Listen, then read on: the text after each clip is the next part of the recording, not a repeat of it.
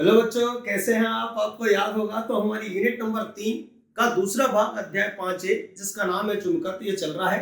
और पिछले वीडियोस में हमने इसमें बहुत सारे टॉपिक डिस्कस किए हैं। और जो पिछला वीडियो था उसमें आपको याद होगा हमने जो टॉपिक डिस्कस किया था वो था चुंबकीय आघूर्ण और कोणीय संवेग का अनुपात, जिसे जाइरो चुंबकीय अनुपात कहते हैं। और ये जाइरो चुंबकीय अनुपात क्या था? तो जब कोई आवेशित कण वृत्तीय मार्ग पर गति करता है तो उसकी गति के कारण उस वृत्तीय मार्ग में विद्युत धारा प्रवाहित होती है, और वो जो विद्युत धारा प्रवाहित होती है उसके कारण वह वृत्तीय मार्ग एक धारा लूप की भांति व्यवहार करता है, जो जिसका अपना चुंबकीय द्विध्रुव आघूर्ण होता है। यदि मान लो चुंबकीय द्विध्रुव आघूर्ण कैपिटल एम है और वो जो आवेशित कण गति कर रहा है उसका कोणीय संवेग कैपिटल एल है, तो इन दोनों का जो अनुपात होता है बच्चों, इसे हम जाइरो चुंबकीय अनुपात कहते हैं। और आपको याद होगा पिछले वीडियो में हमने पढ़ा था कि m/l बराबर होता है q/2m। इसमें कौन क्या है? तो वो जो आवेशित कण वृत्तीय मार्ग पर गति कर रहा है ये उसका आवेश है और m उसका द्रव्यमान है। आज जो टॉपिक हम इस वीडियो में डिस्कस करने जा रहे हैं बच्चों, वो है बोर मैग्नेट्रॉन। अब ये बोर मैग्नेट्रॉन क्या होता है? तो एक्चुअलिटी में बच्चों परमाणु के अंदर किसी कक्षा में नाभिक के चारों ओर इलेक्ट्रॉन जब चक्कर लगाता है तो वो जो वृत्तीय मार्ग है उसमें भी विद्युत धारा प्रवाहित होती है, जिससे उस इलेक्ट्रॉन का अपना चुंबकीय द्विध्रुव आघूर्ण होता है। बच्चों, चुंबकीय द्विध्रुव आघूर्ण इतना कम होता है कि उसे एसआई पद्धति, आप जानते होंगे चुंबकीय आघूर्ण का एसआई मात्रा एम्पियर इंटू मीटर स्क्वायर होता है। तो चूंकि उस इलेक्ट्रॉन का जो चुंबकीय द्विध्रुव आघूर्ण होता है वो जो इतना कम होता है कि उसे हम एम्पियर इंटू मीटर स्क्वायर में नहीं माप सकते, अर्थात एसआई पद्धति में नहीं माप सकते हैं। तो उसके लिए एक परमाणुक मात्रक बनाया गया है चुंबकीय आघूर्ण का, जिसे हम बोर मैग्नेट्रॉन कहते हैं। तो हम देखने जा रहे हैं बोर मैग्नेट्रॉन क्या होता है, उसकी क्या परिभाषा होती है और उसका एसआई पद्धति अर्थात एम्पियर इंटू मीटर स्क्वायर में मान कितना होगा, ताकि हम ये पता लगा सके कि एसआई पद्धति में उसका मान बहुत कम होता है। उसके लिए कुछ बातें याद रखिएगा। नंबर एक तो ये कि वृत्तीय मार्ग पर घूम रहे आवेशित कण के चुंबकीय आघूर्ण मतलब चुंबकीय द्विध्रुव आघूर्ण और कोणीय संवेग का अनुपात ये होता है। दूसरी बात, जो कभी आपने केमिस्ट्री में पढ़ा हो बच्चों, एक परमाणु मॉडल होता है जिसे हम बोर का परमाणु मॉडल कहते हैं। और बच्चों, बोर के परमाणु मॉडल के अनुसार परमाणु की किसी कक्षा में घूम रहे इलेक्ट्रॉन का कोणीय संवेग, परमाणु की किसी कक्षा में घूम रहे इलेक्ट्रॉन का कोणीय संवेग बोले तो L बराबर होता है NH/2π। बच्चों, इसमें n एक पूर्ण संख्या है, तो हम इसे यूं बोल सकते हैं कि इलेक्ट्रॉन का कोणीय संवेग H/2π का पूर्ण गुणज होता है, अर्थात वो क्वांटीकृत होता है। इसमें कौन क्या है? तो ये जो n है ये बच्चों कक्षा का क्रम है। यदि प्रथम कक्षा में घूम रहा है तो n बराबर 1, द्वितीय कक्षा में घूम रहा है तो n बराबर 2, तृतीय कक्षा में घूम रहा है तो n बराबर 3। और इसमें जो आप h देख रहे हैं बच्चों, इसे प्लांक नियतांक कहते हैं। और इस प्लांक नियतांक का मान बोले तो h का मान होता है 6.626 गुणित 10 की घात होता है -34। बच्चों, मात्रक होता है joule into second, joule into second. पर हम चाहे तो इस मात्रक को परिवर्तित करके लिख सकते हैं। कैसे? तो पढ़ो, ये क्या लिखा हुआ है? जूल। बच्चों, जूल के स्थान पे हम लिख सकते हैं किलोग्राम मीटर स्क्वायर प्रति सेकंड स्क्वायर, क्योंकि कार्य का ऐसा ही मात्रक जूल कहा जाता है, होता है किलोग्राम मीटर स्क्वायर प्रति सेकंड स्क्वायर। और गुणित में क्या लिखा हुआ है? सेकंड। तो बच्चों, सेकंड से एक सेकंड क्या हो गया? कट गया। तो हम चाहे तो इस मात्रक को परिवर्तित करके किलोग्राम मीटर स्क्वायर प्रति सेकंड भी लिख सकते हैं। ठीक है बच्चों, याद रखिएगा। अब हम ये देखने जा रहे हैं कि बोर मैग्नेट्रॉन क्या होता है। ठीक, तो माना इलेक्ट्रॉन का आवेश E और द्रव्यमान स्मॉल m है, जो परमाणु की किसी परमाणु की nवीं कक्षा में नाभिक की परिक्रमा कर रहा है। तो बच्चों, डेफिनेट उसका अपना चुंबकीय द्विध्रुव आघूर्ण होगा। तो हम क्या लिखेंगे? तो उसका चुंबकीय द्विध्रुव आघूर्ण वो हम इस सूत्र से ज्ञात करेंगे। कैसे ज्ञात करेंगे? तो L का उधर क्रॉस गुणा कर देंगे। ठीक है बच्चों, तो चुंबकीय द्विध्रुव आघूर्ण किसका? वो जो कक्षा में इलेक्ट्रॉन घूम रहा है उसका। तो कैपिटल M बराबर क्या होगा? तो Q। अरे पर यहां क्यों नहीं आएगा? क्योंकि यहाँ आवेशित कण कौन है? इलेक्ट्रॉन। और इलेक्ट्रॉन के आवेश को हम Q से नहीं किससे दर्शाते हैं? E से। और बटे में क्या आ जाएगा? 2m, गुणित में क्या रहेगा? L। बच्चों, इसे हमने डाल दिया समीकरण 1। अब चूंकि मामला इलेक्ट्रॉन का है और इलेक्ट्रॉन परमाणु के अंदर घूम रहा है, तो डेफिनेटली हमें बोर के परमाणु मॉडल का उपयोग करना पड़ेगा। और बोर के परमाणु मॉडल के अनुसार तो हम क्या लिखेंगे? किंतु बोर के परमाणु मॉडल के अनुसार परमाणु की nवीं कक्षा में घूम रहे इलेक्ट्रॉन का कोणीय संवेग L बराबर NH/2π। बच्चों इस मान को हम इस समीकरण 1 में रख देते हैं, तो हम क्या लिखेंगे, मान समीकरण फलाने फलाने मतलब 1 में रखने पर रखते हैं। बच्चों ध्यानपूर्वक देखिएगा, तो ये क्या लिखा, कैपिटल M बराबर क्या होगा E अपॉन में क्या आएगा 2m और इंटू L की जगह L का मान बोर के परमाणु मॉडल से NH/2π होगा, ये मान रख दिया हमने। अब इसको थोड़ा व्यवस्थित करके लिखते हैं बच्चों, तो कैपिटल M बराबर पहले हमने n लिख लिया, ध्यान रहे हम बोर मैग्नेट्रॉन की परिभाषा देखने जा रहे हैं, ठीक है बच्चों।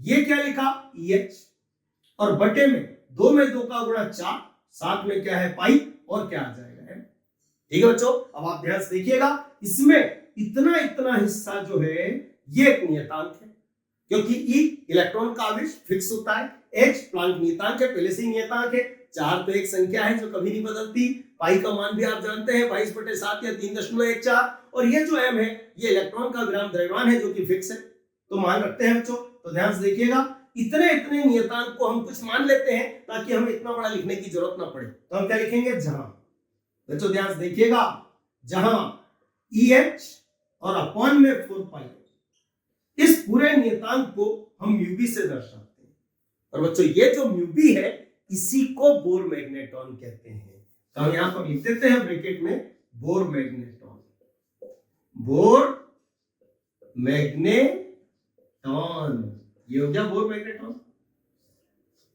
ठीक है। तो हम इस सूत्र में बच्चों इस नियतांक को हटाकर इसकी जगह म्यू भी रख देते हैं, तो हम क्या लिखेंगे, अतः क्या आएगा, तो कैपिटल M बराबर क्या होगा n और साथ में क्या हो जाएगा म्यू, ये हो। अब बच्चों ये वो सूत्र है जिससे हम किसी भी कक्षा में, परमाणु की किसी भी कक्षा में घूम रहे इलेक्ट्रॉन का चुंबकीय द्विध्रुव आघूर्ण ज्ञात कर सकते हैं। तरीका अत्यंत सरल होता है, यदि मात्रक हम कौन सा लेके चल रहे हैं, बोर मैग्नेट्रॉन। कैसे, तो यदि बच्चों प्रथम कक्षा में घूम रहा है तो इनके स्थान पे 1, तो हम बोलेंगे उसका चुंबकीय आघूर्ण 1 बोर मैग्नेट्रॉन होगा। यदि दूसरे कक्षा में घूम रहा है तो यहाँ लिखेंगे 2, तो उसे बोलेंगे 2 बोर मैग्नेट्रॉन होगा। तो इस आधार पर हम इस बोर मैग्नेट्रॉन को परिभाषित कर सकते हैं। कैसे, बच्चों ध्यानपूर्वक समझिएगा, मान लो कि किसी परमाणु की प्रथम कक्षा में इलेक्ट्रॉन चक्कर लगा रहा है, तो डेफिनेटली n बराबर कितना हो जाएगा, 1। इस मान को हम यहां रख देते हैं, तो ध्यान से देखिएगा, तो हमें m बराबर क्या प्राप्त होगा, देखिएगा, तो m बराबर n की जगह कितना आएगा, 1 और साथ में क्या रहेगा म्यू भी, इसे बोलेंगे 1 बोर मैग्नेट्रॉन। तो बोर मैग्नेट्रॉन की परिभाषा हम क्या बोलेंगे, तो ये क्या है, तो इलेक्ट्रॉन का चुंबकीय द्विध्रुव आघूर्ण, ये क्या है, तो बोर मैग्नेट्रॉन, और दोनों बराबर है, तो हम क्या बोलेंगे कि परमाणु की प्रथम कक्षा में, किसी परमाणु की प्रथम कक्षा में घूम रहे इलेक्ट्रॉन का चुंबकीय द्विध्रुव आघूर्ण, एक बार फिर सुनिएगा, किसी परमाणु की प्रथम कक्षा में घूम रहे इलेक्ट्रॉन का चुंबकीय द्विध्रुव आघूर्ण, चुंबकीय द्विध्रुव आघूर्ण 1 बोर मैग्नेट्रॉन कहलाता है, ठीक है बच्चों। अब हम ये देखने जा रहे हैं कि इस 1 बोर मैग्नेट्रॉन का एसआई पद्धति में अर्थात एम्पीयर इंटू मीटर स्क्वायर में मान कितना होता है, तो देखिएगा मान कैसे ज्ञात करेंगे, तो आप देखें, अब म्यू बी बराबर, बच्चों म्यू बी का सूत्र क्या होता है, तो अभी हमने देखा था EH अपॉन 4πm, ये लिख देते हैं यहां, ठीक है बच्चों। अब इनकी जगह हम इनके मान रख देते हैं, ध्यानपूर्वक समझिएगा, तो हमें म्यू बी का अर्थात 1 बोर मैग्नेट्रॉन का मान प्राप्त होगा। अब ध्यान से देखना, ये क्या लिखा हुआ है, E, बच्चों हम जानते हैं E इलेक्ट्रॉन का आवेश है जिसका मान 1.6 गुणित 10 की घात -19 होता है, और एसआई पद्धति में आवेश का मात्रक कूलाम होता है, और कूलाम को हम चाहे तो एम्पीयर इंटू सेकंड लिख सकते हैं, ऐसा हमने पिछले अध्याय में पढ़ा है, ठीक है बच्चों। तो यहां मात्रक लिख देते हैं एम्पीयर इंटू क्या हो गया, सेकंड। बच्चों ये तो मात्रक हमने इसका लिखा, अब हम h का मान रखते हैं, तो h का मान अभी थोड़ी देर पहले मैंने आपको बताया था 6.626 गुणित 10 की घात कितने होते हैं, -34, और मैंने आपको बताया था कि इसके मात्रक को हम या तो जूल इंटू सेकंड या किलोग्राम मीटर स्क्वायर प्रति सेकंड भी लिख सकते हैं, हल करके देखा था हमने, तो यहां लिख देते हैं गुणित में किलोग्राम मीटर स्क्वायर प्रति सेकंड, ये मात्रक लिख दिया। ये तो ऊपर ऊपर का मामला कंप्लीट हो गया। अब बच्चों हम बटे में आ जाते हैं, बटे में आ गए, देखिएगा बटे में क्या लिखा हुआ है, 4 जैसा है वैसा, गुणित में क्या लिखा है, पाई। बच्चों पाई का मान तो हम सभी जानते हैं कितना होता है, 3.14 या 22/7 भी लिख सकते हैं आप। गुणित में क्या है, m, बच्चों m इलेक्ट्रॉन का द्रव्यमान है, और इलेक्ट्रॉन का द्रव्यमान होता है 9.1 गुणित 10 की घात -31, और द्रव्यमान है तो मात्रक होगा किलोग्राम, ये लिख दिया। अब बच्चों जब आप इतने इतने हिस्से को हल करेंगे, हल करना आता होगा आपको। जब आप हल करेंगे तो ये मान आएगा 9.27 गुणित 10 की घात -24। अब देखिए मात्रक क्या होगा, तो आप देखिएगा ये क्या लिखा हुआ है सेकंड, सेकंड से 1 सेकंड कट जाएगा। ये क्या लिखा है किलोग्राम, किलोग्राम से किलोग्राम कट जाएगा। तो बाकी क्या बचेगा, एक तो एम्पियर और एक क्या बचेगा मीटर स्क्वायर। तो यहां लिख देते हैं एम्पियर गुणित मीटर स्क्वायर। अरे ये तो चुंबकीय आघूर्ण का ऐसा ही मात्रक होता है।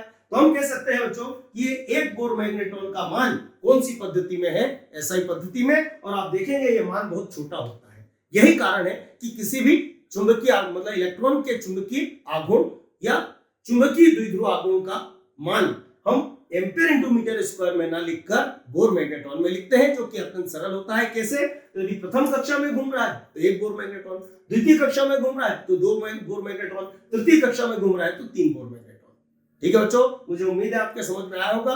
और यहाँ याद रखिएगा ये जो मान है ये आपसे ऑब्जेक्टिव में भी पूछा जा सकता है कि 1 बोर मैग्नेट्रॉन का मान एम्पियर इंटू मीटर स्क्वायर में बताइए। ठीक है बच्चों, आज इस वीडियो में हम इतना ही रखते हैं। अगला टॉपिक हम अगले वीडियो में डिस्कस करेंगे।